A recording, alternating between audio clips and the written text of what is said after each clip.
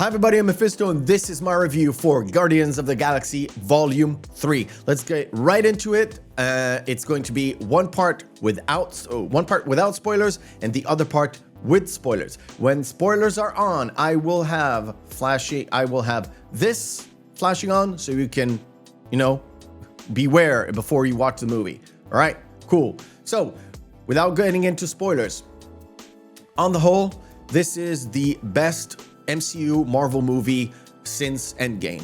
Went to see this with my wife and had a enjoyable time. The movie was not great. The theater though was about 3/4 full, but this is a weekday. It was on a Wednesday evening at around 8 p.m. So I didn't expect a lot of kids showing up. Most of the young people there were they looked like MCU fans, and they were quite older than your regular kind of teenager, I believe. The movie itself was a bit lackluster and a bit too long to my liking. I think it dragged in certain areas, and I think they could have cut away 30 minutes to like 20 to 30 minutes away from the 2.5 hours. It really felt too long at times.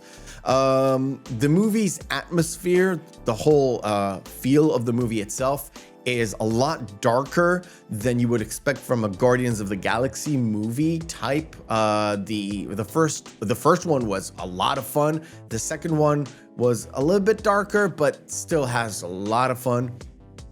This one is much more darker in tone and in atmosphere, and you get a much darker story. There were lots more cursing. There were jokes. Yeah, it is James Gunn and it is Marvel, so you would expect the whole jokey Marvel stuff. Yes, that was there, but there were lots of cursing and like angrily cursing. A lots of A-bombs and D-bombs and all that stuff, and even a casual F-bomb on a Disney Marvel movie, which was, let's just say, it was unexpected, it was timed correctly, and it was just a throwaway, and that was that.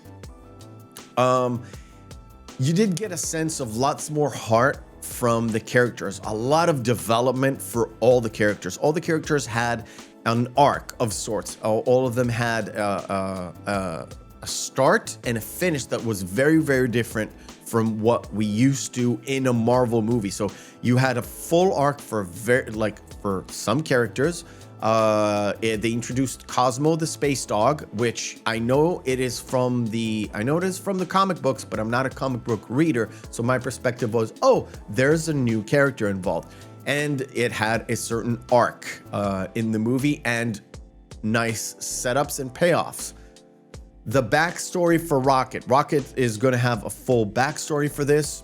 I'm not going to go into deep into spoilers, but you'll understand how Rocket came to be, how he managed to be who he is right now, and he has this full-on arc from start to finish that you will understand his motives, his ingenuities, where he comes from, and let's just call it a solution at the end. Speaking of sets of payoffs, this whole movie, thank heavens, it has little bits of setups and payoffs in terms of character development, story development, stuff that appeared at the start, catches on at the end, and you understand what was set up at the beginning and what was done at the end, which is good. This is what we want from a movie, a cohesive storyline. This is what I expect from a movie. You have a storyline in place, and when there's setups at the start, don't just casually throw them away and don't explain them. They are explained at the end or in the middle. There are like loads of little setups and payoffs that happen in between everything, which is great. That's what I want from a well-written movie.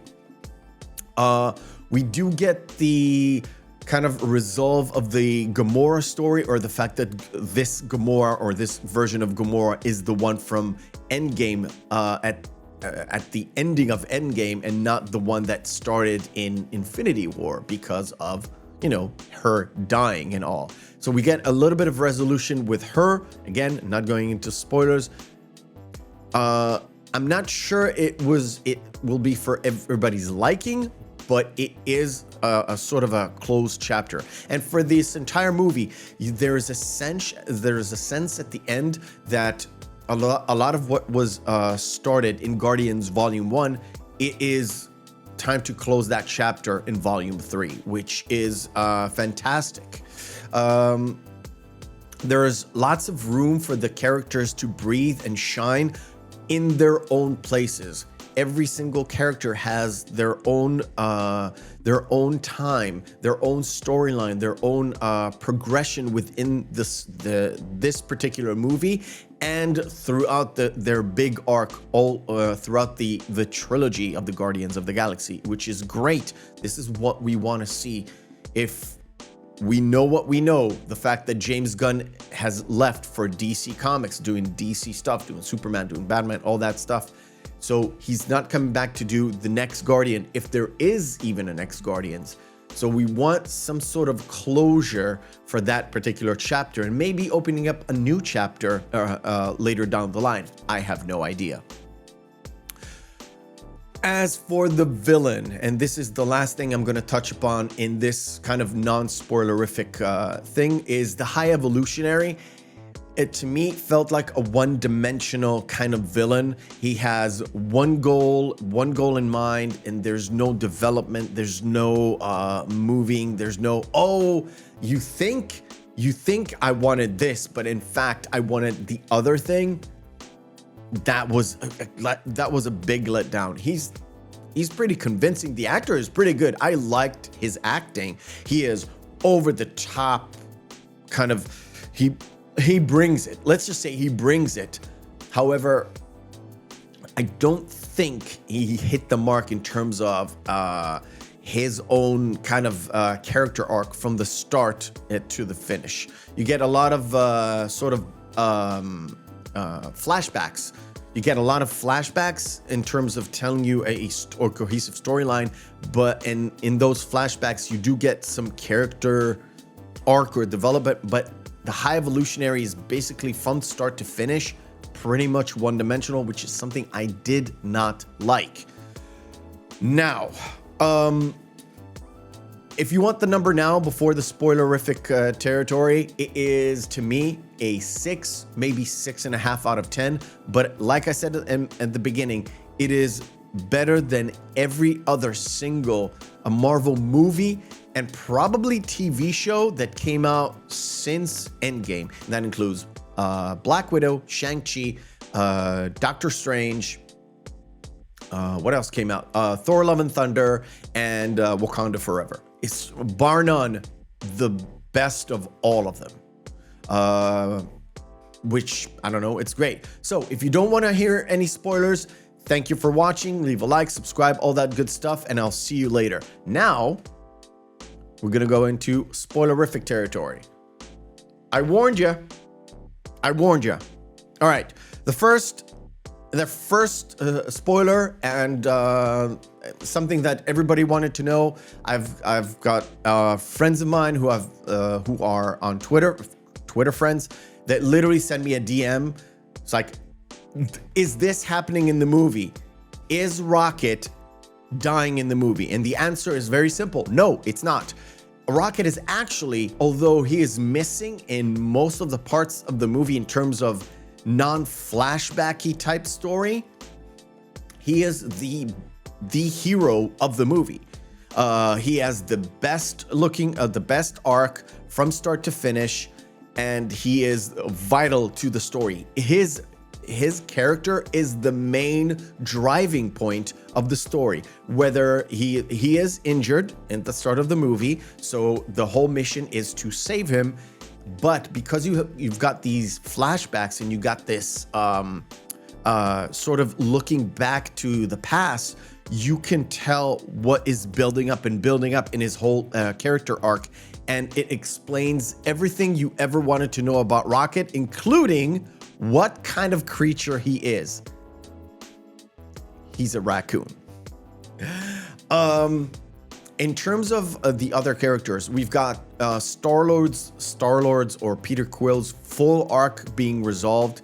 His issues with his family being missing from their lives gets resolved at the end, where he kind of meets his grandfather, the father of his mother, and they reconnect. And he's very afraid that he'll be rejected, but when they meet, automatically the grandfather's like, Pete. He doesn't even call him Pete. He doesn't even call him Peter. He calls him Pete, and he hugs him.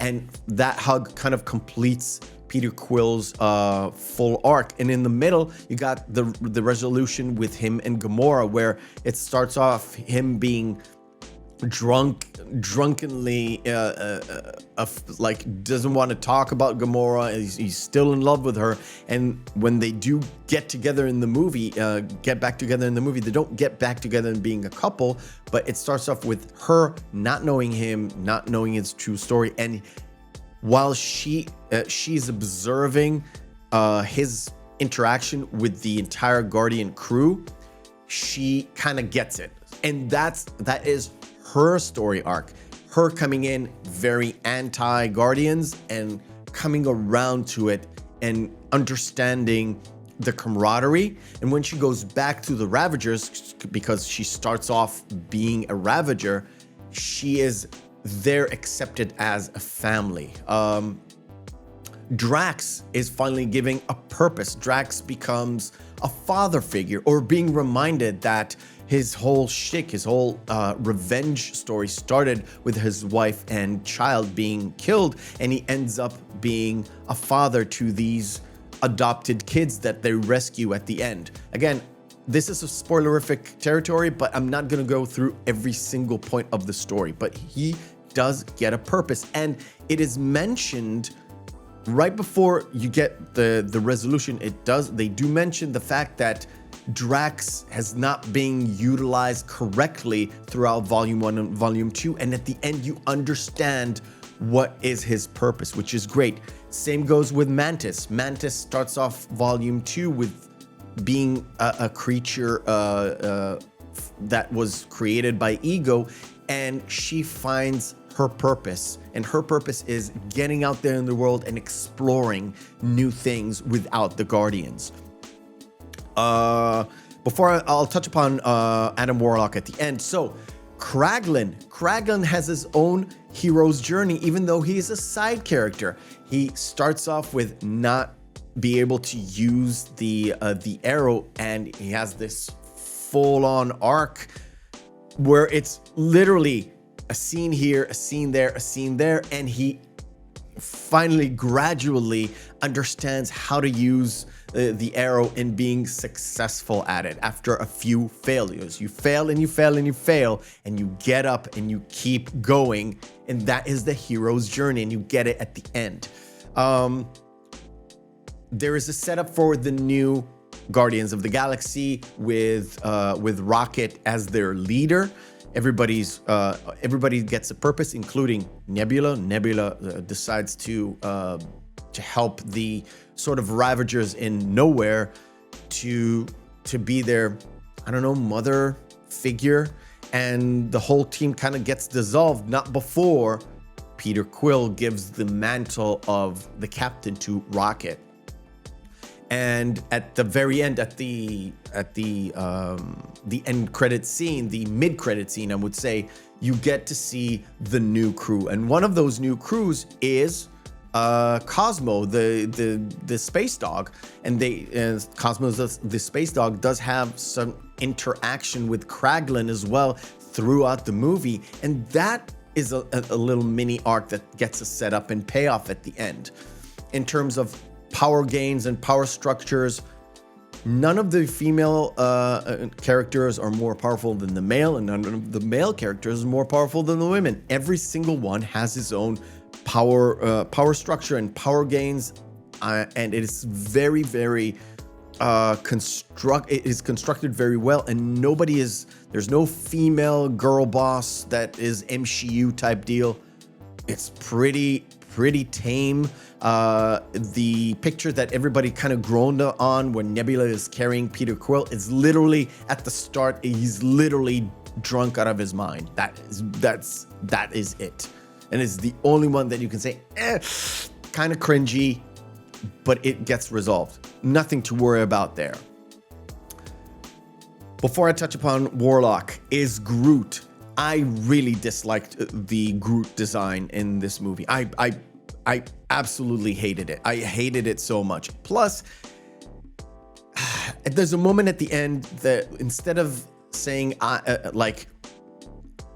we are Groot or I am Groot, he literally says, I love you guys. And it's like, it was awful. It was terrible. Groot was pretty powerful throughout the movie, but not as so far as to be overpowered. Utilized correctly. And the one thing that I did notice, that the fact that when he says I am Groot, you can hear Groot. When he says I love you guys, you can hear Vin Diesel. And if he would have said I love you as a family, it would have literally take you out of the movie. It felt like you got taken out of the movie and like set in a different movie. Adam Warlock, the most useless character in the entire movie, is the character that is the most powerful in terms of comic books. It is mind-blowing why this character even exists.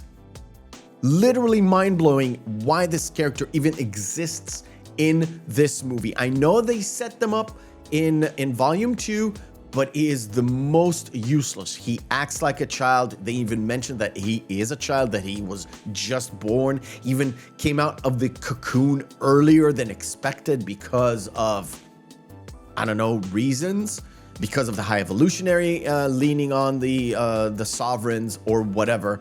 It really felt like he was not only underutilized, but in the scenes that he was in, he had nothing great to do. Like I said, I'm not a comic book reader, but I know of Adam Warlock. He is essential to the Infinity Gauntlet saga rather than anything else that I've seen. And in this movie, it felt like it was out of place. It was underutilized in terms of what we know of Adam Warlock, the character from the comic books, and what we see on screen. He literally sets up Rocket's almost near death, but also saves Peter Quill at the end. So that's the only good things he was good for. The other ones, he was absolutely useless, up to the point where he could have saved the priestess at one point, but he didn't. Right. That's all I've got. All right. So the movie itself, like I said, it's a 6, maybe 6.5, better than anything that Endgame had to offer, and that is about it. Do I recommend going and watching this movie? Yes, and only because of one thing. A, if you've seen 1 and 2, I think this is better than 2 in terms of storytelling in certain aspects, but you kind of need to see it to have sort of a mindset of, oh, I need to see a trilogy. But not in a way you need to see, I don't know, Return of the Jedi. You can skip this movie and it won't be a big problem, but I would recommend you going to watch it. Maybe, if you don't want to give Disney money, or if you don't want to go and watch it in the theaters, maybe just wait a little bit. It will go on Disney Plus. You'll pay a little bit to Disney to watch this. Go watch it on Disney Plus if you don't like the cinematic experience. Would IMAX make this thing better? I don't think so. All right, that's it for me. Like, share, and subscribe, and join us on the Real McCoy podcast every Saturday, 8 p.m. UK, 3 p.m. Eastern, 12 p.m. Pacific. We cover movies, that everybody likes. Or not.